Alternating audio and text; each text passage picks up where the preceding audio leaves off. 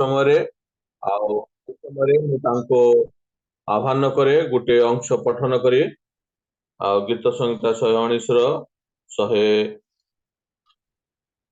165।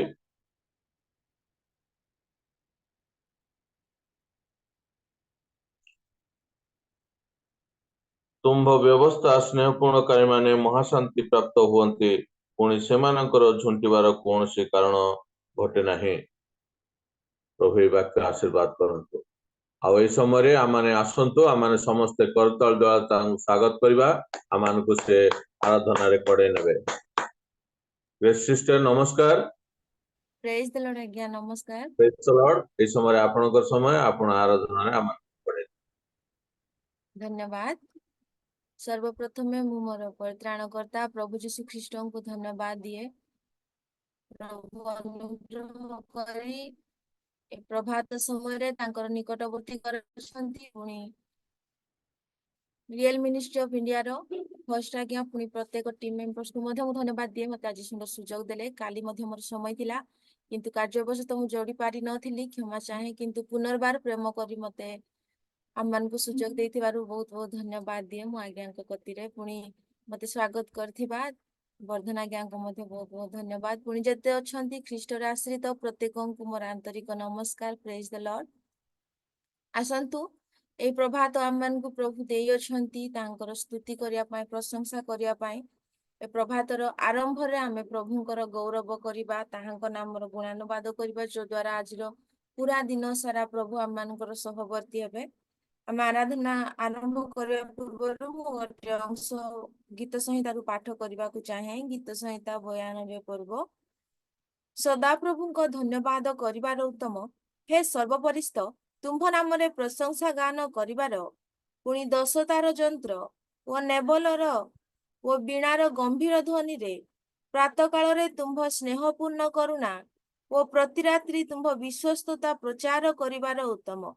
ଯେହେତୁ ହେ ସଦାପ୍ରଭୁ ତୁମ୍ଭେ ନିଜ କର୍ମରେ ମୋତେ ଆନନ୍ଦିତ କରିଅଛ, ମୁଁ ତୁମ୍ଭର ହସ୍ତକୃତ କର୍ମରେ ଜୟଧ୍ୱନି କରିବି। ହେ ସଦାପ୍ରଭୁ ତୁମ୍ଭର କର୍ମ ସବୁ କିପରି ମହତ୍, ତୁମ୍ଭର ସଂକଳ୍ପ ସବୁ ଅତି ଗଭୀର। ପ୍ରଭୁ ଏ ପଠିତ ଶାସ୍ତ୍ର ବାକ୍ୟରେ ଆମ ପ୍ରତ୍ୟେକଙ୍କୁ ଆଶୀର୍ବାଦ କରନ୍ତୁ। ଆସନ୍ତୁ ଆମେ ଆମମାନଙ୍କର ମହାନ ପରମେଶ୍ୱରଙ୍କ ଉଦ୍ଦେଶ୍ୟରେ କିଛି ଗୀତ ଗାନ କରି ପ୍ରଭୁଙ୍କର ସ୍ତୁତି କରୁ।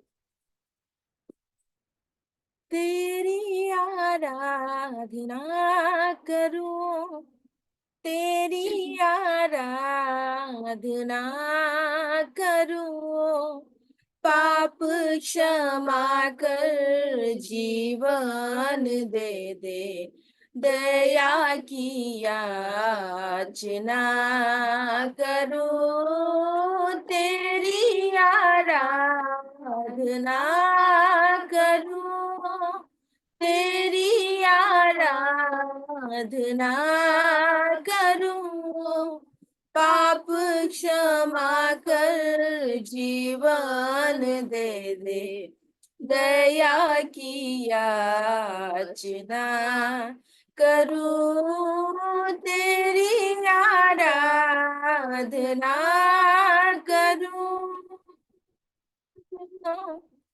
तू ही महान सर्वशक्तिमान, तू ही है मेरी जीवन का संगीत, तू ही महान सर्वशक्तिमान,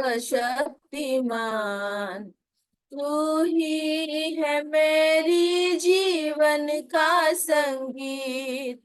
हृदय के छेड़े झंकार, हृदय के तार छेड़े झंकार, तेरी आराधना है मधुर गीत, जीवन से मेरे तू महिमा पाए, एक ही कामना करूं, पाप क्षमा कर जीवन दे दे, दया की याचना करूं, तेरी आराधना करूं, तेरी आराधना करूं, पाप क्षमा कर जीवन दे दे, दया की याचना करूं, तेरी आराधना करूं। सृष्टि के हर एक कण कण में छाया है तेरी ही महिमा का राज, सृष्टि के हर एक कण कण में छाया है तेरी ही महिमा का राज, पंछी भी करते हैं तेरी प्रशंसा, पंछी भी करते हैं तेरी प्रशंसा, हर पल सुनाते हैं आनंद का राग, मेरी भी भक्ति तुझे ग्रहण हो, हृदय से प्रार्थना करूं, पाप क्षमा कर जीवन दे दे, दया की याचना करूं, तेरी आराधना करूं, तेरी आराधना करूं, पाप क्षमा कर जीवन दे दे, दया की याचना करूं, तेरी आराधना करूं।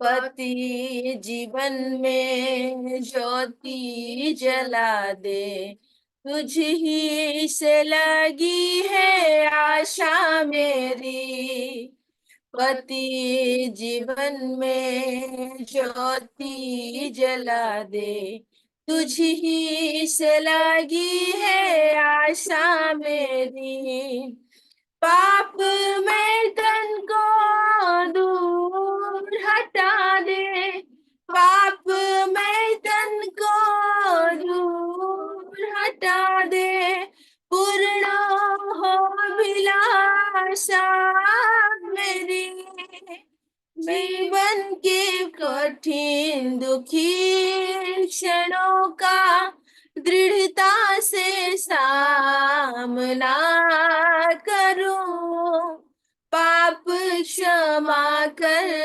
जीवन दे दे, दया की याचना करूं, तेरी आराधना करूं, तेरी आराधना करूं, पाप क्षमा कर जीवन दे दे, दया की याचना करूं, तेरी आराधना करूं।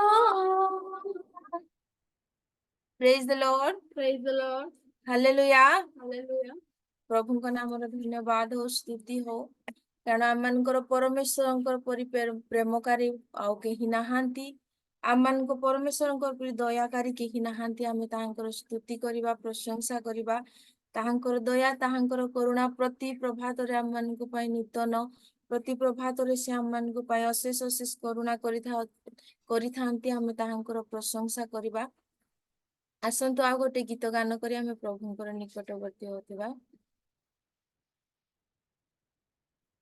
यीशु तेरे करीब आने से जिंदगी मेरी बदल गई, यीशु तेरे छूने से जिंदगी मेरी संवर गई, यीशु तेरे करीब आने से जिंदगी मेरी बदल गई। यीशु तेरे छूने से जिंदगी मेरी बदल गई। तूने मुझे बचाया, तूने मुझे सहलाया, तूने मुझे बचाया, तूने मुझे सहलाया। मैं धन्यवाद करता रहूंगा, यीशु धन्यवाद करता रहूंगा। मैं धन्यवाद करता रहूंगा, यीशु धन्यवाद करता रहूंगा। धन्यवाद, धन्यवाद, धन्यवाद, धन्यवाद, धन्यवाद, धन्यवाद, धन्यवाद, धन्यवाद। मैं जो पापों में डूबा हुआ था और जो तुझसे दूर हुआ था, मैं जो पापों में डूबा हुआ था और जो तुझसे दूर हुआ था, तूने मुझे छुड़ाया, अपनी राह पर चलाया। तूने मुझे छुड़ाया, अपनी राह पर चलाया।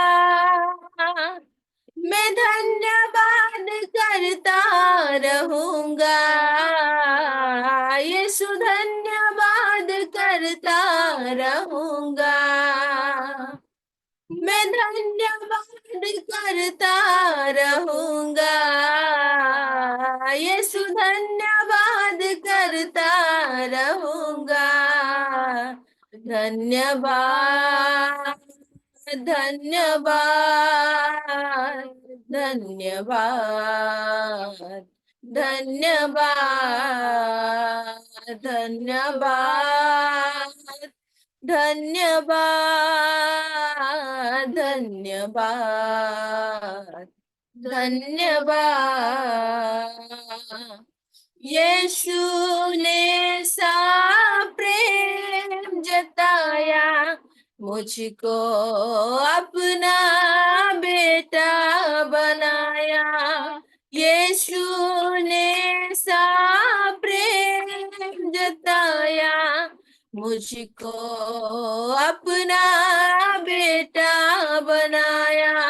अपना लहू बहाया, जीवन नया दिलाया। अपना लहू बहाया, जीवन नया दिलाया। मैं धन्यवाद करता रहूंगा, यीशु धन्यवाद करता रहूंगा।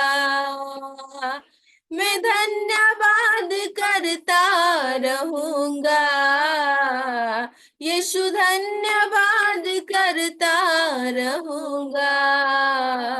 धन्यवाद, धन्यवाद, धन्यवाद, धन्यवाद, धन्यवाद, धन्यवाद, धन्यवाद, धन्यवाद।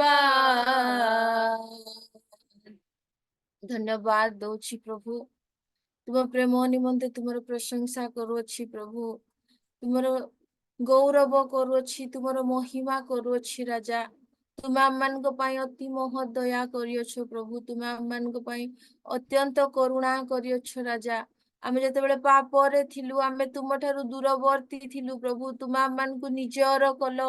ତୁମେ ଆମମାନଙ୍କୁ ନିଜର ସନ୍ତାନ ହେବାର ଅଧିକାର ଦେଇଅଛ ବୋଲି ଧନ୍ୟବାଦ ଦଉଛୁ ରାଜା। ଏ ପ୍ରାତ ସମୟରେ ତୁମର ପ୍ରଶଂସା କରୁଅଛୁ ପ୍ରଭୁ, କାରଣ ଆମମାନଙ୍କୁ ତୁମେ ଜୀବିତ ରଖିଅଛ, ତାଠୁ ବଡ ବିଷୟ ଆମମାନଙ୍କ ପାଇଁ କିଛି ନୁହେଁ।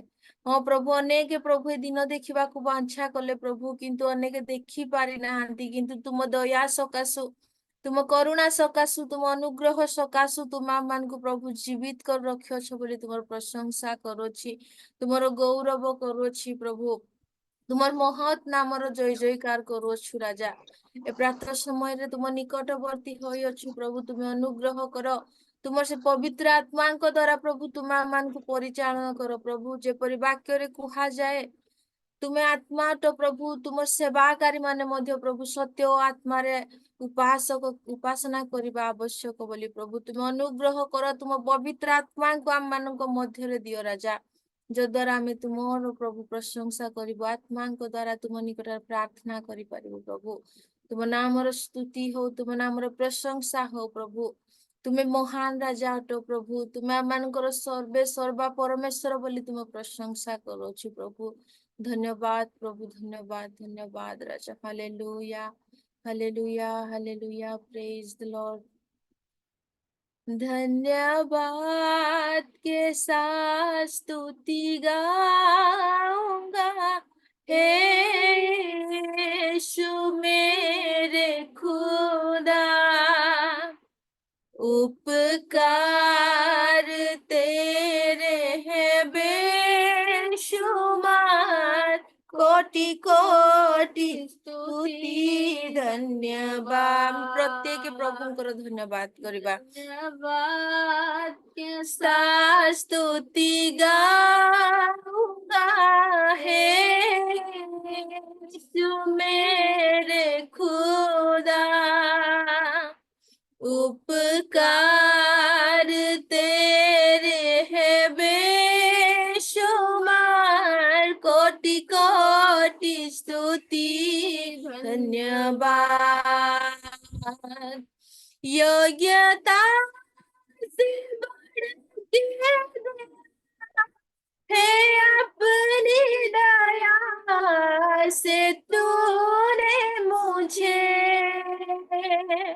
योग्यता से बढ़ के दिया है, अपनी दया से तूने मुझे मांगने से ज्यादा मिला मुझे। आभारी हूँ प्रभु में, मांगने से ज्यादा मिला मुझे। आभारी हूँ प्रभु में। धन्यवाद के साथ स्तुति गाऊंगा, हे यीशु मेरे खुदा। उपकार तेरे हैं बेशुमार, कोटि कोटि स्तुति धन्यवाद। धन्यवाद के साथ स्तुति गाऊंगा, हे यीशु मेरे खुदा। उपकार तेरे हैं बेशुमार, कोटि कोटि स्तुति धन्यवाद।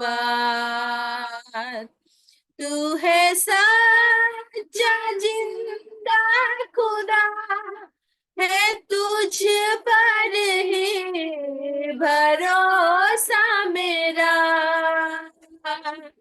तू है सच्चा जिंदा खुदा, है तुझ पर ही भरोसा मेरा, सेवा पूरी करके पाऊं इनाम, प्रभु ऐसा दो वरदान, सेवा पूरी करके पाऊं इनाम, प्रभु ऐसा दो वरदान। धन्यवाद के साथ स्तुति गाऊंगा, हे यीशु मेरे खुदा, उपकार तेरे हैं बेशुमार, कोटि कोटि स्तुति धन्यवाद। धन्यवाद के साथ स्तुति गाऊंगा, हे यीशु मेरे खुदा, उपकार तेरे हैं बेशुमार, कोटि कोटि स्तुति धन्यवाद, कोटि कोटि स्तुति धन्यवाद, कोटि कोटि स्तुति धन्यवाद। धन्यवाद धन्यवाद धन्यवाद महामहिम परमेश्वर, तुम नामर धन्यवाद करुछु, तुम नामर प्रशंसा करुछु प्रभु, तुम नामर गुणानुवाद करुछु प्रभु। तुम मंगलमय परमेश्वर बोली तुम प्रशंसा करुछु राजा, तुम्हें करुणामय परमेश्वर बोली तुम धन्यवाद करुछु प्रभु। तुम आम मानकर प्रभु तत्पावधान नेउछु बोली धन्यवाद दउछु राजा। आमनकर जिहोवा जिरि परमेश्वर आमनकर आवश्यकता जोगाई आसोछ बोली तुम प्रशंसा करुछु प्रभु। इमानुएल परमेश्वर आमनकर साथे साथे रही आमनकु प्रभु तुम सुरक्षा दे आसोछ बोली तुम प्रशंसा करुछु राजा। तुम नामर गौरव हो, तुम नामर प्रशंसा हो प्रभु। तुम्हें प्रभु पिता माता ठारू मध्य अधिक प्रभु आमनकु प्रेम करि आसुछ। आमनकर पाप प्रमाण तुम आमनकु प्रभु दंड देना हो प्रभु। तुम आम पाप को प्रभु पूर्वर पश्चिम जेते दूर प्रभु सेते दूर कर दे अच्छ बोली धन्यवाद दउछि राजा। तुम आम प्रभु तुम कलरे धरिल प्रभु, तुम आम प्रभु तुम कमल हस्तरे प्रभु, तुम आम प्रभु साउल बोली धन्यवाद दउछि प्रभु। आम दुख बेले आम संकट बेले आम अभाव समय तुम्हें आम सांत्वनाकारी परमेश्वर हो आसुछ बोली प्रशंसा करुछु प्रभु। हाँ प्रभु तुम्हें जीवंत परमेश्वर प्रभु, तुम्हें सत्य परमेश्वर राजा, तुम्भ तुल्य आउ केही नाही प्रभु। केवल तुम्हें ही एकमात्र परमेश्वर प्रभु, जे मनुष्य को सृष्टि कल, जे मनुष्यर तत्पावधान प्रभु ए पर्यंत नहीं आसुछ, केवल तुम्हें ही एकमात्र राजा अट, तुम्हें ही एकमात्र परमेश्वर अट राजा। तुमर धन्यवाद हो, तुम प्रशंसा हो प्रभु। इस समय रे तुम आम एकत्रित कल, तुम सेवा उपासना करने सुंदर सुजोग देल, से धन्यवाद दउछि प्रभु। तुम्हें गौरव पाओ प्रभु, समस्त कार्य द्वारा तुम नाम प्रभु स्वीकृत हो बोली प्रार्थना करुछु। आम जेते उपस्थित अच्छु प्रत्येक को तुम अनुग्रह आशीर्वाद कर, तुम सेवा आराधना जेपरी प्रभु आम नित्य नित्य करि पारिबु, तुम ठारे जेपरी प्रभु आम लागी रही पारिबु से पर तुम आम अनुग्रह कर। तो प्रभु आगामी समय मैंने प्रभु वाक्य शुणा जाऊँ प्रभु, तुम आम प्रस्तुत कर राजा। तुम आम हृदय कथा कह, तुम पवित्र आत्मा द्वारा तुम प्रत्येक को चालित कर। वाक्य नहीं आसवा तुम मनोनीत दास को प्रभु, तुम अभिषिक्त दास को तुम हस्तर दौछि प्रभु, तांको मुख द्वारा प्रभु तुम्हें कथा कह राजा। आम को प्रभु तुम वाक्य द्वारा प्रभु तुम आम सचेत कर बोली प्रार्थना करुछि। आरंभ शेष पर्यंत आम सहवर्ती हो प्रभु, real ministry of India host आज्ञा को समस्त टीम मेंबर को प्रभु प्रत्येक को तुम हस्तर दौछि, सेवा कार्य को तुम हस्तर दौछि प्रभु, तुम्हें परिचालित कर। दिन को दिन अधिक प्रभु अभिवृद्धि कर बोली प्रार्थना करुछि। हाँ प्रभु आज परिचालना कर दास को प्रभु तुम अनुग्रह आशीर्वाद कर। आम जेते प्रभु तुम निकटवर्ती अच्छु प्रत्येक को देखी तुम दया कर। समस्त निवेदन प्रार्थना शीघ्र आसथिबा हमर उद्धारकर्ता प्रभु यीशु ख्रीष्टଙ୍କ नामरे मागिली, आमेन। धन्यवाद। आमेन आमेन। धन्यवाद। बहुत सुंदर भाव में आराधना कर प्रभु का नाम धन्यवाद हो बहुत सुंदर कंठ देइछन्ति प्रभु तांको एहीपरि तांको राज्य रे कार्य व्यवहार करंतु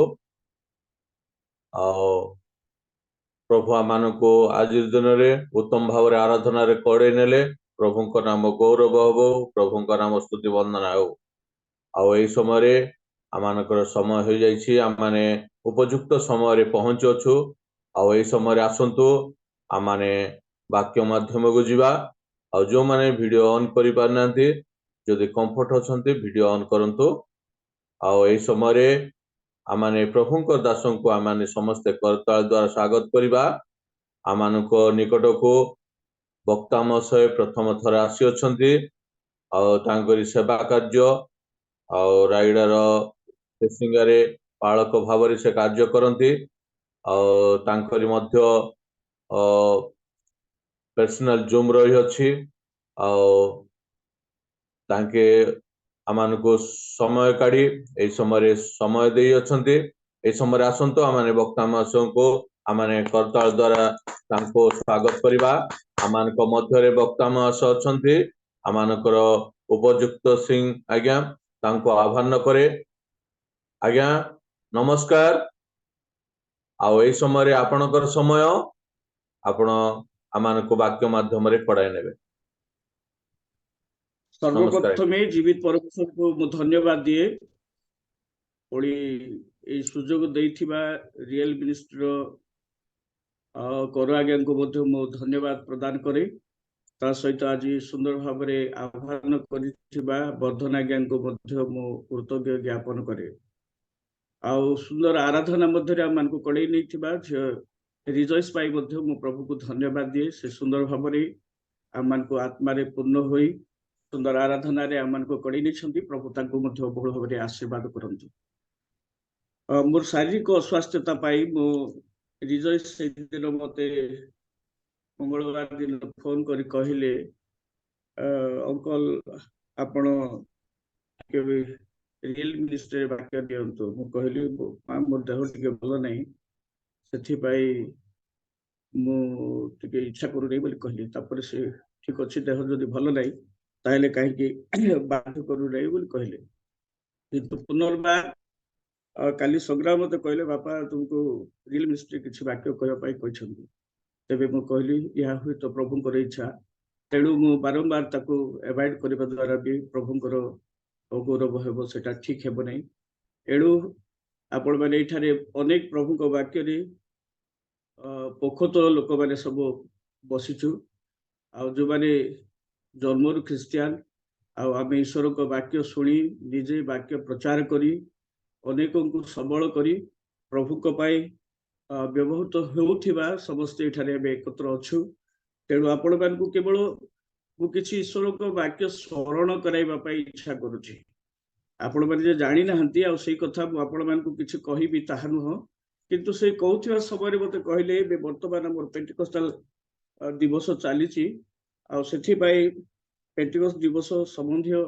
वाक्य कहले भल हेबा तेणु पेंटिकस्ट दिवस रे मंडली पवित्र आत्मा रे परिपूर्ण होइथिला आमे समस्त जानू कारण प्रेरित तार 2 पर्वर तार 4 पद आमे जेतेबेले अध्ययन करिबा सेतेबेले आमे जानि परिबा जे से समय रे पवित्र आत्मा समस्तनको परे अवतरण करिसंती आमे केई जणे पढी रिजॉइस मते पढी सहाय्य करूथिबे सेथिरे समस्ते पवित्र आत्मा रे परिपूर्ण हेले पुणी आत्मा से मानकु जेपरी कहिबाकू शक्ति देले तदनुसारे से माने अन्यान्य भाषा रे कथा कहिबाकू लागिले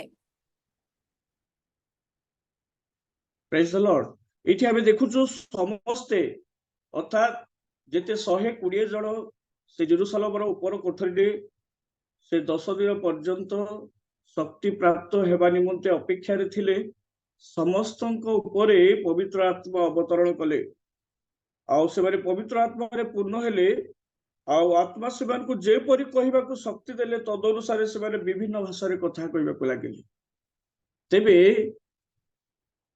आत्मांकर आवश्यकता आपनको पाई मो पाई ଅତି ଜରୁରୀ। ଏହା ପବିତ୍ର ଆତ୍ମା ଆମମାନଙ୍କୁ ଏ ସ୍ଥାନରେ ପ୍ରକାଶ କରନ୍ତି।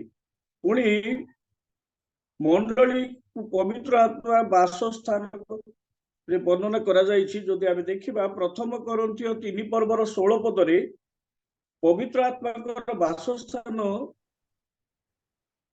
ବୋଲି ମଣ୍ଡଳୀକୁ ତାହା ବର୍ଣ୍ଣନା କରାଯାଇଛି। 1 କରନ୍ଥୀ 3 ପର୍ବର 16 ପଦ ଯଦି ଆମେ ଅଧ୍ୟୟନ କରିବା, ତୁମ୍ଭେମାନେ କି ଜାଣ ନାହିଁ ଯେ ତୁମ୍ଭେମାନେ ଈଶ୍ୱରଙ୍କ ମନ୍ଦିର ଆଉ ଈଶ୍ୱରଙ୍କ ଆତ୍ମା ତୁମ୍ଭମାନଙ୍କ ଅନ୍ତରରେ ବାସ କରନ୍ତି। ପ୍ରେଜ୍ ଦ ଲର୍ଡ। ଏଇଠି ଆମେ ଜାଣୁ କରନ୍ଥୀୟ ମଣ୍ଡଳୀକୁ ପାଉଲ ଲେଖିବା ସମୟରେ ଲେଖିଲେ, ତୁମ୍ଭେମାନେ କି ଜାଣ ନାହିଁ ଯେ ଈଶ୍ୱରଙ୍କ ଆତ୍ମା ତୁମମାନଙ୍କ ଅନ୍ତରେ ବାସ କରନ୍ତି।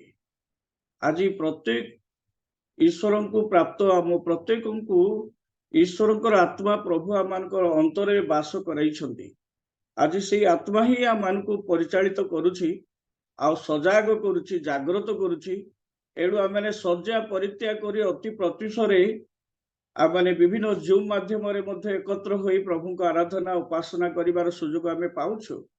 କାରଣ ଆତ୍ମା ଆମମାନଙ୍କୁ ସଚେତନ ବା ଜାଗ୍ରତ କରୁଛନ୍ତି। ପବିତ୍ର ଆତ୍ମା ବିଶ୍ୱାସୀ ମାନଙ୍କୁ କଣ କରନ୍ତି? ପବିତ୍ରକୃତ କରନ୍ତି। ପବିତ୍ର ଆତ୍ମା ହିଁ ଆମମାନଙ୍କୁ ପବିତ୍ରକୃତ କରନ୍ତି। ଆମେ ଯଦି ଦେଖିବା ରୋମୀ ତାର 15 ପର୍ବର 16 ପଦରେ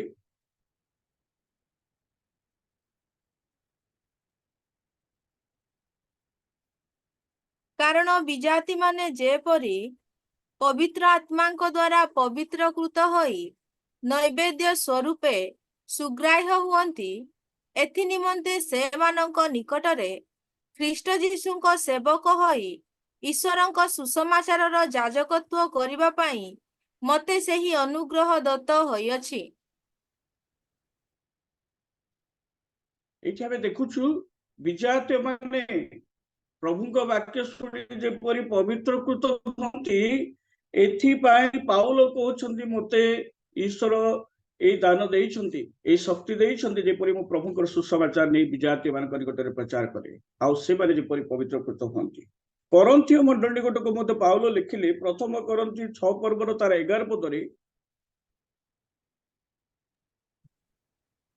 ଆଉ ତୁମ୍ଭମାନଙ୍କ ମଧ୍ୟରୁ କେହି କେହି ଏହି ପ୍ରକାର ଥିଲ, କିନ୍ତୁ ପ୍ରଭୁ ଯୀଶୁ ଖ୍ରୀଷ୍ଟଙ୍କ ନାମରେ ଓ ଆମ୍ଭମାନଙ୍କ ଈଶ୍ୱରଙ୍କ ଆତ୍ମାଙ୍କ ଦ୍ୱାରା ତୁମ୍ଭେମାନେ ଧୌତ ହୋଇଅଛ, ପବିତ୍ରୀକୃତ ହୋଇଅଛ ଓ ଧାର୍ମିକ ବୋଲି ଗଣିତ ହୋଇଅଛ।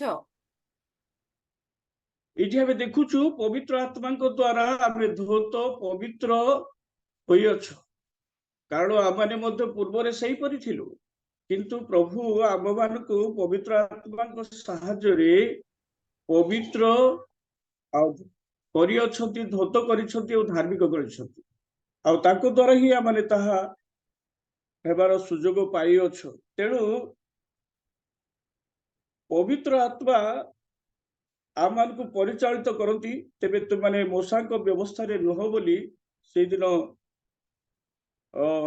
ଗାଲାତୀୟ ମଣ୍ଡଳୀ ନିକଟକୁ ପାଉଲ ଲେଖିବା ସମୟରେ ସେ ଲେଖିଲେ, ଗାଲାତୀୟ ତାର 5 ପର୍ବର 18 ପଦରେ ଯଦି ଦେଖିବା, ଯଦି ପବିତ୍ର ଆତ୍ମା ତୁମକୁ ପରିଚାଳିତ କରନ୍ତି ତେବେ ତୁମେ ମୂଷାଙ୍କ ବ୍ୟବସ୍ଥାର ଅଧୀନ ନୁହ।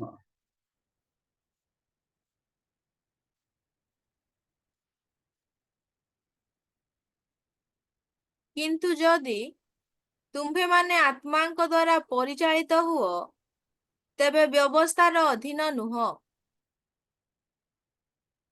ଏଠି ଆମେ ଦେଖୁଛୁ ଆତ୍ମା ଆମମାନଙ୍କୁ ପରିଚାଳିତ କରିବା ଆବଶ୍ୟକତା ରହିଛି।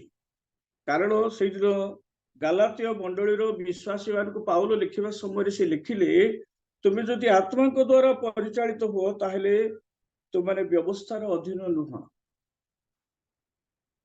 ରୀତିନୀତି କେବଳ ତୁମମାନେ କରିବା ପାଇଁ ଇଚ୍ଛା କରିବ ନାହିଁ, କାରଣ ସେ ଯାହା ଆମଠାରେ ଇଚ୍ଛା କରନ୍ତି ଆମେ ତାହା କରିବା ପାଇଁ ମନୋଯୋଗ କରିପାରିବା। ତେଣୁ ଯୋଉମାନେ ପବିତ୍ର ଆତ୍ମା ଦ୍ୱାରା ପରିଚାଳିତ ସେମାନେ ବ୍ୟବସ୍ଥାର ଦାସ ନୁହନ୍ତି ବୋଲି ରୋମିଓ ମଣ୍ଡଳୀ ପାଉଲ ଲେଖିଲେ। ତାର 8 ପର୍ବର ତାର 14 ପଦରେ ଯଦି ଆମେ ଦେଖିବା, ସେଠାରେ ସ୍ପଷ୍ଟ ଭାବରେ ସେ ପ୍ରକାଶ କରୁଛନ୍ତି, ରୋମୀ 8:14 ଯେଣୁ ଯେତେ ଲୋକ ଈଶ୍ୱରଙ୍କ ଆତ୍ମାଙ୍କ ଦ୍ୱାରା ଚାଳିତ ହୁଅନ୍ତି ସେମାନେ ଈଶ୍ୱରଙ୍କ ସନ୍ତାନ।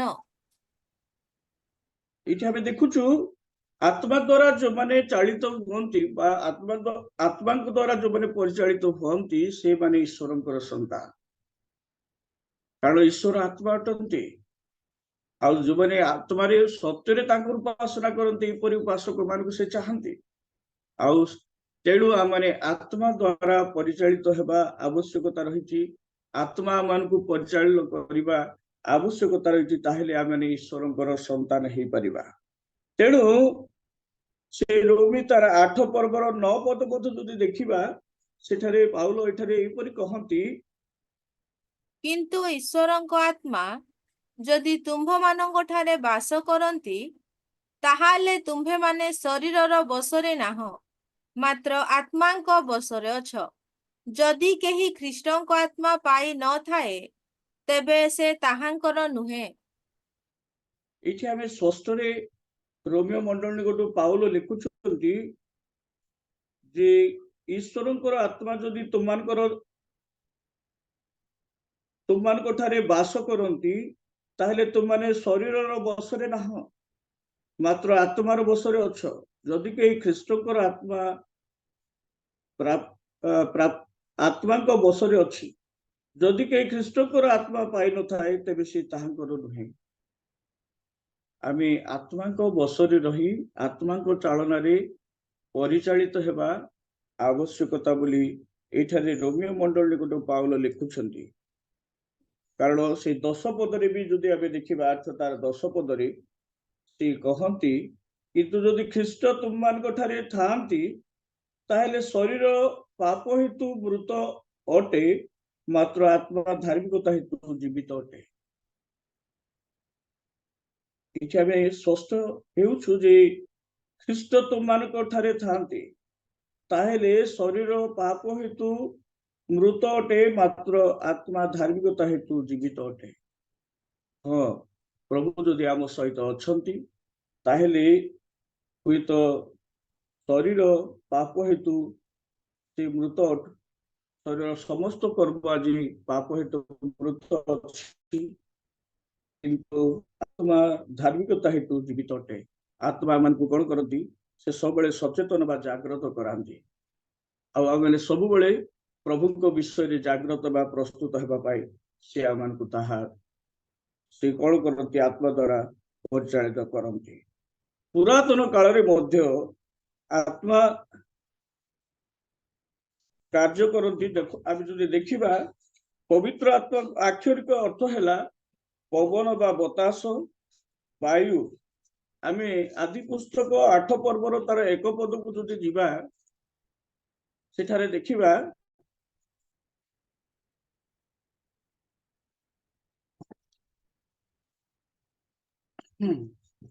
ଅନନ୍ତର ପରମେଶ୍ୱର ନୋହଙ୍କୁ ଓ ତାଙ୍କ ସହିତ ଜାହାଜସ୍ଥ ପଶ୍ୱାଦି ସମସ୍ତ ପ୍ରାଣୀଙ୍କି ସ୍ମରଣ କରି ପୃଥିବୀରେ ବାୟୁ ବୁହାଇଲେ ତହୁଁ ଜଳ ଥମିଲା।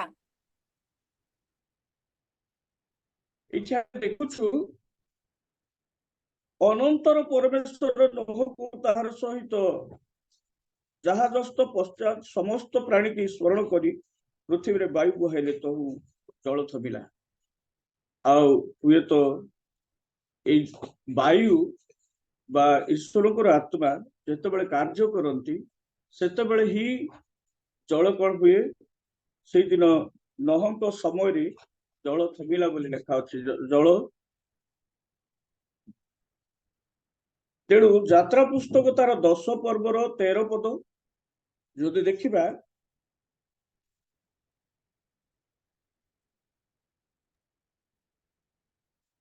ତହୁ ମୂଷା ମିଶର ଦେଶ ଉପରେ ଆପଣା ଯଷ୍ଟି ବିସ୍ତାର କରନ୍ତେ ସଦାପ୍ରଭୁ ସେହି ଦିବାରାତ୍ରି ଯାକ ଦେଶରେ ପୂର୍ବୀୟ ବାୟୁ ବହାଇଲେ।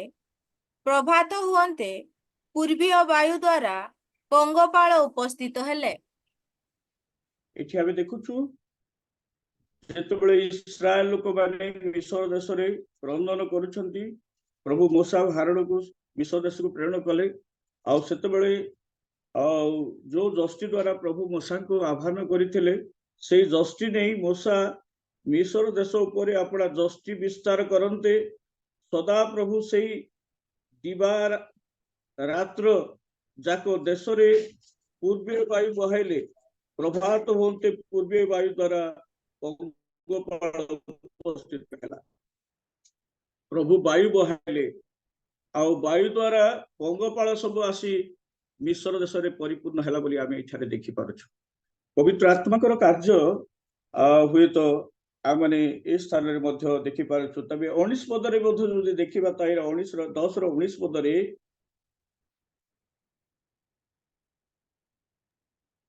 ସଦାପ୍ରଭୁ ପଢନ୍ତୁ, ପ୍ରବଳ ପଢନ୍ତୁ। ପଶ୍ଚିମ ବାୟୁ ଫେରାଇ ଦେଶରୁ ପଙ୍ଗପାଳ ମାନଙ୍କୁ ଉଠାଇ ନେଇ ସୁଫ ସାଗରରେ ନିକ୍ଷେପ କଲେ। ତହିଁରେ ମିଶରର କୌଣସି ଅଞ୍ଚଳରେ ଗୋଟିଏ ପଙ୍ଗପାଳ ରହିଲା ନାହିଁ। ଏଇଠି ଆମେ ଦେଖୁଛୁ ଯେତେବେଳେ ସଦା ପ୍ରଭୁ ପଶ୍ଚିମ ବାୟୁ ବହାଇଲେ, ସେତେବେଳେ ଦେଶରୁ ପଙ୍ଗପାଳ ମାନଙ୍କୁ ଉଠାଇ ନେଇ ସୁଫ ସାଗରରେ ନିକ୍ଷେପ କଲେ। ତହିଁରେ ମିଶରର କୌଣସି ଅଞ୍ଚଳରେ ଗୋଟିଏ ପଙ୍ଗପାଳ ରହିଲା ନାହିଁ। ପ୍ରଭୁଙ୍କର ଆଦେଶ ଅନୁସାରେ ଏଇ ପୂର୍ବ ବାୟୁ ଓ ପଶ୍ଚିମ ବାୟୁ ବହାଇ, ପୂର୍ବ ବାୟୁ ଯେତେବେଳେ ବହାଇଲେ, ସେତେବେଳେ ପଙ୍ଗପାଳ ଆସି ମିଶର ଦେଶରେ ପରିପୂର୍ଣ୍ଣ ହେଲା। ଆଉ ଥରେ ଯେତେବେଳେ ମୂଷା ସେ ଯଷ୍ଟି ବଢାନ୍ତେ, ଆମେ ଦେଖୁଛୁ ପଶ୍ଚିମ ବାୟୁ ଆସି ସମସ୍ତ ପଙ୍ଗପାଳ ନେଇ ସୁଫ ସାଗରରେ ସେ ନିକ୍ଷେପ କଲେ ବୋଲି ଲେଖା ଅଛି। ଆମେ ଜିରିମିୟ ତାର 10 ପର୍ବର 13 ପଦରେ ମଧ୍ୟ ଯଦି ଦେଖିବା, ଜିରିମିୟ 10 ପର୍ବର 13 ପଦ,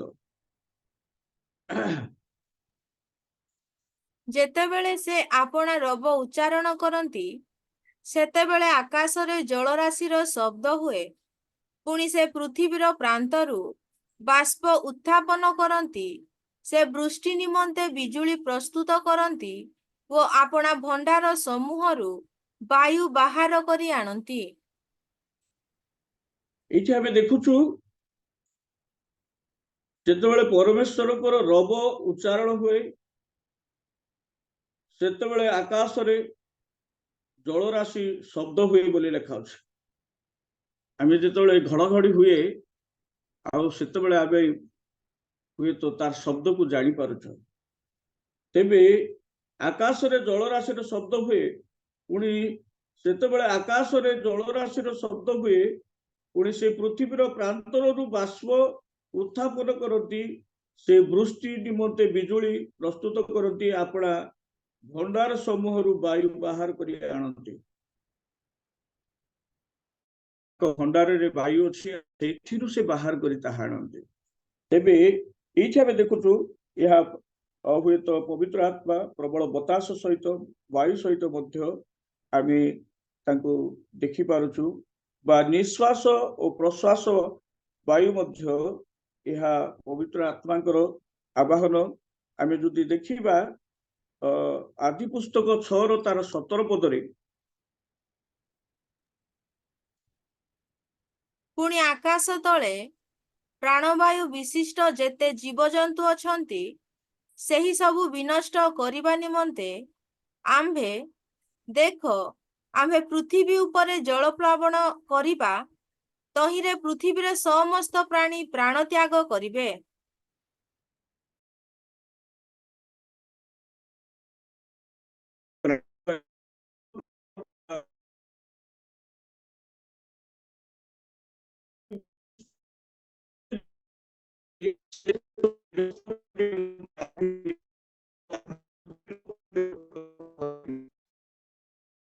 ପୃଥିବୀର ସମସ୍ତ ପ୍ରାଣୀ ତ୍ୟାଗ କରିବେ, କାରଣ ପରମେଶ୍ୱର ଆମକୁ ନିଶ୍ୱାସ ପ୍ରଶ୍ୱାସ ଦେଇଛନ୍ତି, ଆଉ ନିଶ୍ୱାସ ପ୍ରଶ୍ୱାସକୁ ମଧ୍ୟ ସେହି ଗ୍ରହଣ କରନ୍ତି।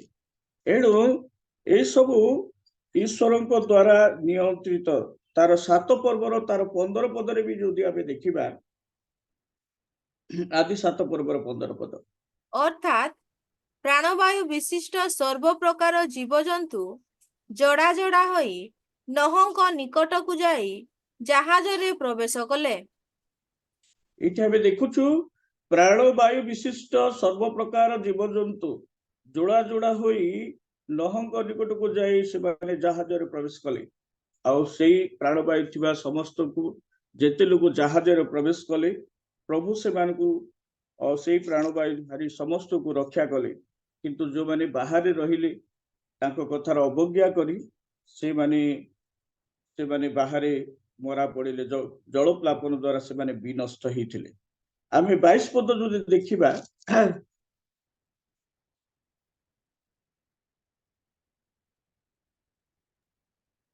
ତାର 22 ପଦ, ଆଉ ଶୁଷ୍କ ଭୂମିସ୍ଥ ଯେତେ ପ୍ରାଣୀର ନାସିକାରେ ପ୍ରାଣବାୟୁ ଥିଲା ସମସ୍ତେ ମଲେ।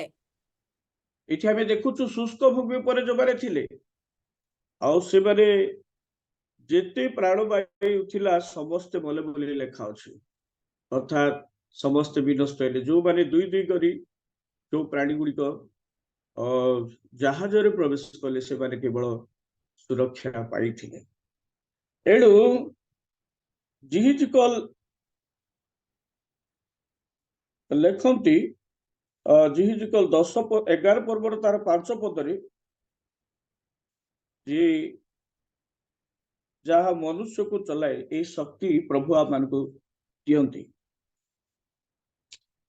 ତହିଁରେ ସଦାପ୍ରଭୁଙ୍କ ଆତ୍ମା ମୋ ଠାରେ ଅଧିଷ୍ଠିତ ହୋଇ ମୋତେ କହିଲେ, କୁହ, ସଦାପ୍ରଭୁ ଏହି କଥା କହନ୍ତି, ହେ ଇସ୍ରାଏଲ ବଂଶ, ତୁମ୍ଭେମାନେ ଏ ପ୍ରକାର କଥା କହିଅଛ। ତୁମ୍ଭମାନଙ୍କ ମନରେ ଯେ ବିଷୟ ଉଠୁଅଛି ତାହା ଆମ୍ଭେ ଜାଣୁ। ଏଠି ଆମେ ଦେଖୁଛୁ ଜିହିଜିକଲ এই କଥା ଲେଖନ୍ତି, ତହିଁରେ ସଦାପ୍ରଭୁଙ୍କ ଆତ୍ମା ମୋ ଠାରେ ଅଧିଷ୍ଠିତ ହୋଇ ମୋତେ କହିଲେ, କୁହ, ସଦାପ୍ରଭୁ ଏଇ କଥା କହନ୍ତି, ହେ ଇସ୍ରାଏଲ ବଂଶ, ତୁମମାନେ ଏଇ ପ୍ରକାର କଥା କହିଅଛ। ତୁମମାନଙ୍କ ମନରେ ଯେ ବିଷୟ ଉଠୁଅଛି ତାହା ଆମେ ଜାଣୁ। ପ୍ରକୃତରେ ଆମ ମନରେ ଯାହା ଯାହା ଆମେ ଚିନ୍ତା କରୁଛୁ ସେଇ ସମସ୍ତ କଥା ମଧ୍ୟ ସେ ଜାଣନ୍ତି। ସେଦିନ ଜିହିଜିକଲ ଆତ୍ମାରେ ପୂର୍ଣ୍ଣ ହେଲା ପରେ ସଦାପ୍ରଭୁଙ୍କ ଆତ୍ମା ତାଙ୍କଠାରେ ଅଧିଷ୍ଠାନ କଲା ପରେ ଆଉ ସେ ଯାହା ତାହା କହୁଛନ୍ତି, ଯାହା ସେ ଅନୁଭବ କରୁଛନ୍ତି ତାହା ଏଠାରେ ସେ ପ୍ରକାଶ କରୁଛନ୍ତି ଇସ୍ରାଏଲ ବଂଶକୁ। ତୁମମାନେ ଏଇ ପ୍ରକାର କଥା କହିଅଛ, ତୁମମାନେ ମନରେ ଯେ ବିଷୟ ଉଠୁଅଛି ତାହା ଆମେ ଜାଣୁ। ତୁମ ମନ ଭିତରେ ଯାହା ଯାହା ଚିନ୍ତା ଆସୁଛି ତାହା ମଧ୍ୟ ଆମେ ଜାଣୁ, କାରଣ ତାହା ତୁମ ଶକ୍ତି ଦ୍ୱାରା ସେ କଣ କରେ, ସେ ଆମକୁ ନିୟନ୍ତ୍ରଣ କରନ୍ତି। ଏଣୁ ଐଶ୍ୱର୍ଯ୍ୟ ଶକ୍ତି ମନୁଷ୍ୟକୁ କଣ କରେ, ଦଖଲ କରେ। ଆମେ ବିଚାରକର୍ତ୍ତା ତାର 3 ପର୍ବର 10 ପଦରେ ଯଦି ଦେଖିବା, ପୁଣି ସଦାପ୍ରଭୁଙ୍କର ଆତ୍ମା ତାହାଙ୍କ ଠାରେ ଅଧିଷ୍ଠିତ ହୁଅନ୍ତେ ସେ ଇସ୍ରାଏଲର ବିଚାର କଲେ ଓ ସେ ଯୁଦ୍ଧ କରିବା ନିମନ୍ତେ ବାହାରିଲେ। ଆଉ ସଦାପ୍ରଭୁ ସେହି ଅରାମୀୟ ରାଜା କୁଶନ ରିସିଆଥିୟମକୁ ତାହା ହସ୍ତରେ ସମର୍ପଣ କଲେ। ପୁଣି କୁଶମ ରିସିଆଥିୟମ ଉପରେ ତାହାର ହସ୍ତ ପ୍ରବଳ ହେଲା। ଏଠି ଆମେ ଦେଖୁଛୁ ଅକ୍ମିଏଲ ଉପରେ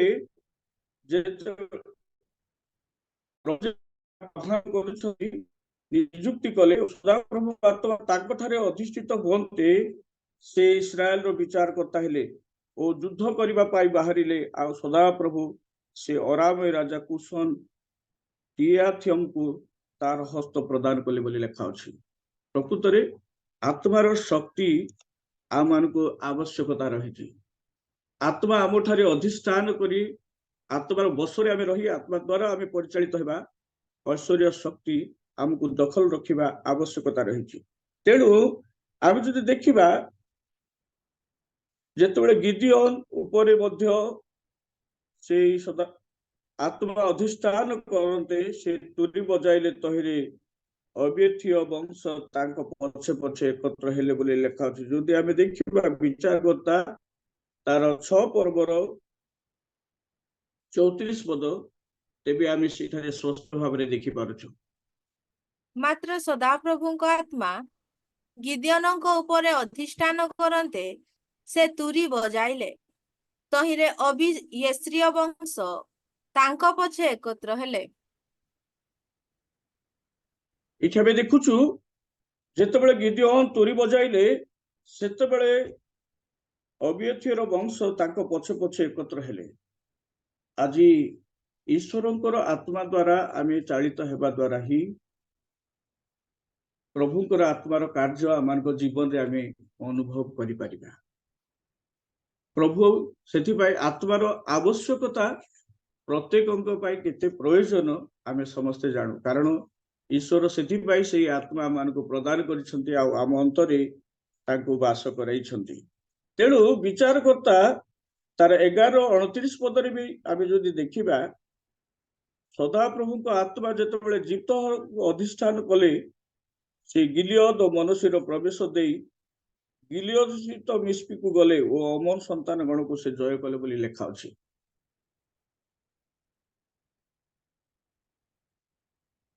ବିଚାରକର୍ତ୍ତା 11:29 ପଦ। ତହିଁରେ ସଦାପ୍ରଭୁଙ୍କ ଆତ୍ମା ଜିପ୍ତହଙ୍କ ଉପରେ ଅଧିଷ୍ଠାନ କରନ୍ତେ ସେ ଗିଲିୟଦ ଓ ମନସ୍ସୀ ପ୍ରଦେଶ ଦେଇ ଗିଲିୟଦ ସ୍ଥିତ ମିସ୍ପିକି ଗଲେ ଓ ଗିଲିୟଦ ସ୍ଥିତ ମିସ୍ପିରୁ ଅମନ ସନ୍ତାନଗଣ ନିକଟକୁ ଗଲେ। ଏଇଠି ଆମେ ଦେଖୁଛୁ ଆଉ ଈଶ୍ୱରଙ୍କର ଆତ୍ମା ଦ୍ୱାରା ଶକ୍ତି ପ୍ରାପ୍ତ ହେଲା ପରେ ଆଜି ଭବିଷ୍ୟତ ବକ୍ତାଗଣ ପ୍ରଭୁଙ୍କ ଦାସଗଣ କିପରି ସେମାନେ ଆତ୍ମା ଦ୍ୱାରା ଅନେକ ଦେଶ ରାଜ୍ୟକୁ ଜୟ ପ୍ରଦାନ କରିଛନ୍ତି ଏଇଠି ଆମେ ଦେଖିପାରୁଛୁ। ପୁଣି ପ୍ରଥମ ସାମୁଏଲ ତାର 11:6 ପଦରେ ଯଦି ଆମେ ଦେଖିବା, ସାଉଲକୁ ଆକ୍ରମଣ କରନ୍ତେ ତାହାଙ୍କର କ୍ରୋଧ ଅତିଶୟ ପ୍ରଜ୍ୱଳିତ ହେଲା ବୋଲି ଲେଖା ଅଛି। ସେହି କଥା ଶୁଣିବା ମାତ୍ରେ ପରମେଶ୍ୱରଙ୍କ ଆତ୍ମା ସାଉଲଙ୍କୁ ଆକ୍ରାନ୍ତ କରନ୍ତେ ତାଙ୍କର କ୍ରୋଧ ଅତିଶୟ ପ୍ରଜ୍ୱଳିତ ହେଲା। ଏଠି ଆମେ ଦେଖୁଛୁ ଆଉ ସେ କ୍ରୋଧରେ ପରିପୂର୍ଣ୍ଣ ହୋଇ ଯୁଦ୍ଧ ପାଇଁ ପ୍ରସ୍ତୁତ ହେଉଛନ୍ତି ଆଉ ସେ ଯାଇ ଜୟ ପାଉଛନ୍ତି। ଆମେ ଗଣନା ତାର 24:2 ପଦରେ ମଧ୍ୟ ଆମେ ଦେଖୁଛୁ ବିଲିୟମ ବିଷୟରେ, ବିଲିୟମ ଅନାଇ ଇସ୍ରାଏଲକୁ ଆପଣା ବଂଶ ଅନୁସାରେ ବାସ କରିବାର ଦେଖିଲା, ପୁଣି ପରମେଶ୍ୱରଙ୍କ ଆତ୍ମା ତା ଉପରେ ଅଧିଷ୍ଠାନ କଲେ ବୋଲି ଲେଖା ଅଛି।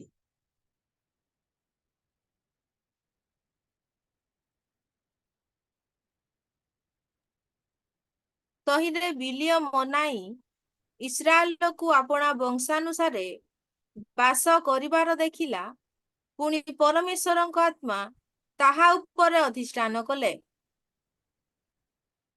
ପୁଣି ପ୍ରଥମ ସାମୁଏଲ 10:6 ପଦରେ ଯଦି ଆମେ ଦେଖିବା, ସେତେବେଳେ ସଦାପ୍ରଭୁଙ୍କ ଆତ୍ମା ତୁମ୍ଭକୁ ଆକ୍ରାନ୍ତ କରିବେ, ତହିଁରେ ତୁମ୍ଭେ ସେମାନଙ୍କ ସହିତ ଭବିଷ୍ୟତ ବାକ୍ୟ ପ୍ରଚାର କରିବ ଓ ପରିବର୍ତ୍ତିତ ହୋଇ ଅନ୍ୟ ପ୍ରକାର ଲୋକ ହୋଇଯିବ। ଏଇଠି ସାମୁଏଲ ସାଉଲକୁ ଏଇ କଥା କହୁଛନ୍ତି ଆଉ ସାଉଲ ତୁମକୁ ସଦାପ୍ରଭୁଙ୍କ ଆତ୍ମା ଯେତେବେଳେ ଆକ୍ରାନ୍ତ କରିବେ, ତହିଁରେ ତୁମେ ସେମାନଙ୍କ ସହିତ ଭବିଷ୍ୟତ ବାକ୍ୟ ପ୍ରଚାର କରିବ ଓ ପରିବର୍ତ୍ତିତ ହୋଇ ଅନ୍ୟ ପ୍ରକାର ଲୋକ ହୋଇଯିବ। ଆମ ଈଶ୍ୱରଙ୍କର ଆତ୍ମା ଯେତେବେଳେ ଆମମାନଙ୍କ ଉପରେ ଅବତରଣ କରିବେ, ଅଧିଷ୍ଠାନ କରିବେ, ସେ କଣ କରିବେ? ଆମମାନଙ୍କୁ ଶକ୍ତି ବି ପ୍ରଦାନ କରିବେ ଆଉ ଭବିଷ୍ୟତ କଥା ବି ଆମମାନଙ୍କୁ ପ୍ରଚାର କରିବା ପାଇଁ ଶକ୍ତି ପ୍ରଦାନ କରିବେ, ପୁଣି ଅନ୍ୟ ପ୍ରକାର ଲୋକ କରିବେ। ଆମେ ହୁଏତ ଜଗତରେ ଅଛୁ ଆଉ ଆମେ ଜାଗତିକ ମନୁଷ୍ୟ, କିନ୍ତୁ ଆମମାନଙ୍କୁ ଅନ୍ୟ ପ୍ରକାର ଲୋକ ହେବା ପାଇଁ ପ୍ରଭୁ ଆମମାନଙ୍କୁ ପରିବର୍ତ୍ତନ କରାଇବେ। ଯେତେବେଳେ ପବିତ୍ର ଆତ୍ମା ସମସ୍ତଙ୍କ ଉପରେ ଅବତରଣ କଲେ, ପ୍ରେରିତ ଯୁଗରେ ଆମେ ଦେଖୁଛୁ ସେମାନେ ଶକ୍ତି ପାଇଲେ। ଯୋଉ ଶିଷ୍ୟମାନେ ଭୟ ଭିତରେ ଲୁଚି ରହୁଥିଲେ, ସେମାନେ ଏବେ ଆତ୍ମାର ଶକ୍ତିରେ ପରିପୂର୍ଣ୍ଣ ହୋଇ ଯୋଉମାନେ ଯୀଶୁକୁ କ୍ରୁଶରେ ବିଦ୍ଧ କରିଥିଲେ ସେଇମାନଙ୍କ ସମ୍ମୁଖରେ ସେମାନେ କଣ କରୁଛନ୍ତି?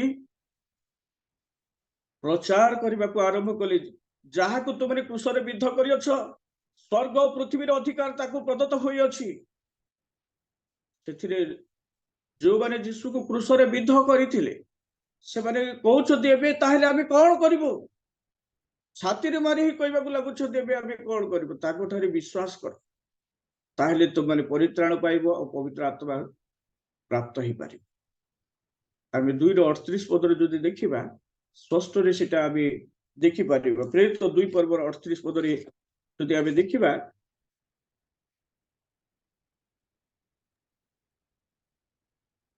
तेणु पितर सेमानंकु कहिले आपण माने मन परिवर्तन करंतु आउ निज निज पाप क्षमा निमंते प्रत्येक जन जीशु ख्रीष्टଙ୍କ नामरे बाप्तिजित हेउंतु ताहा हेले आपण माने पवित्र आत्मांकर दान प्राप्त हेबे। ये आम देखुचु पितर से समय आत्मारे पूर्ण होई जेतोले प्रचार करुचंती 300 लोक माने यीशु को विश्वास करी 3000 लोक माने जल रे बाप्तिस्म लेछंती आ जो माने यीशु को क्रूसार्पित करिसंती सेही लोक मानको निकटरे पितर जेतोले कहउचंती आपणा मन परिवर्तन करंतु आ निज निज पाप क्षमा निमंते प्रत्येक जन यीशु ख्रीष्टଙ୍କ ठारे बाप्तिजित हुअन्तु ताहेले आपण माने पवित्र आत्माଙ୍କର दान प्राप्त हो पारे। तेबे से माने प्रभुଙ୍କ नाम रे विश्वास कले देखुचु जो माने यीशु को क्रूस रे विद्ध करूछंती आ थटा करूछंती परिहास करूछंती एपरि लोक माने आज स्थावर अस्थावर समस्त संपत्ति विक्रय करी प्रेरित मान हस्त रे देई से माने मंडली सहित संयुक्त होई से माने प्रेरित मान शिक्षा रे सहभागिता रे रोटी भागी प्रार्थना करिबारे निविष्ट चित हो रही आत्मांकर कार्य आम माने देखि पारुछ आत्मांकर कार्य आज आम देखि पारुछ। प्रिय प्रभुंकर दास दासी भाई भौणी माने जो देश में बसवास करुछु विभिन्न स्थान रे घटना दुर्घटना प्रतिदिन घटी चली केवल आत्मा शक्ति और साहस द्वारा पृथ्वी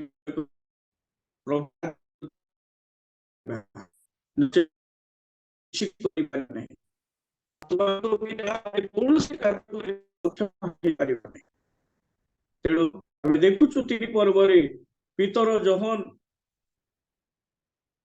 3 घंटा समय मंदिर को जीवा समय जड़े जन्मर खंज व्यक्ति को से कहले सुना कि रूपा मो ठारे नाही किंतु गोटे अच्छी नाजरेत यीशु नाम कहूँ उठ चल ता डाहण हाथ धरी जो से उठेले तो सी कुदा मारी डिया मारी मंदिर प्रवेश करने को पाइला।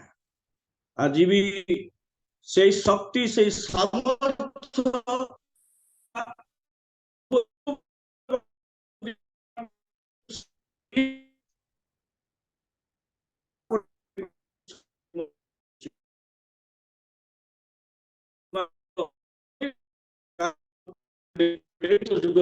देखी आसुछु तेणु आसु से आत्मा आपण सहित मो सहित सी बास करने आम हृदय से आत्मा वासस्थान अच्छी आने बसरे आम रहू द्वारा आम परिचालित हो तेज से आत्मा साहाय्य अंधकार पृथ्वी रे प्रभु निमंते आम बंचा और प्रभु राज्य ये पृथ्वी स्थापित हो पार। प्रभु आम को ये संक्षिप्त आलोचना और शिक्षा मध्य प्रत्येक को आशीर्वाद करंतु आमीन आमेन आमेन। थैंक यू धन्यवाद। आज दिन में उपयुक्त वाक्य प्रदान करियछंती और प्रभुंकर नाम धन्यवाद हो और प्रभुंकर गौरव निमंते आसंतो पुनर्बार आम गोटे करताली दवा जोर और प्रभुंकर नाम धन्यवाद हो और आम देखुचु प्रभुंकर स्वर्गारोहण पर से 40 दिन पर पेंटिकस्ट दिवस प्रभुंकर आत्मा सेठा अवस्थित करथिला जहा कि जीसु कहले मु गला परे आत्मा पठाइबी से आत्मा तुमको साहाय्य करिवो सेही परि आमानको आत्मा विषय रे बहुत सुंदर भाव रे पुंखानुपुंख भाव रे आमानको आज बुझैछन्ते मुनि जे बुझे अछि अन्य माने मध्ये बुझे अछन्ते बोली मु विश्वास करे जहा कि से आत्मा साहाय्य करे आत्मा ताहा आदि पुस्तक रु आमानको अनेक से आत्मा को पवन द्वारा मध्य आमानको से तुलना करी उत्तम भाव में बुझाई अच्छे प्रभुंकर दासों को यही परि प्रभु व्यवहार करंतु ऑफलाइन ऑनलाइन रे साहाय्य करंतु। आ समय आसंतु आम माने वाक्य निमंते प्रार्थना करिबा।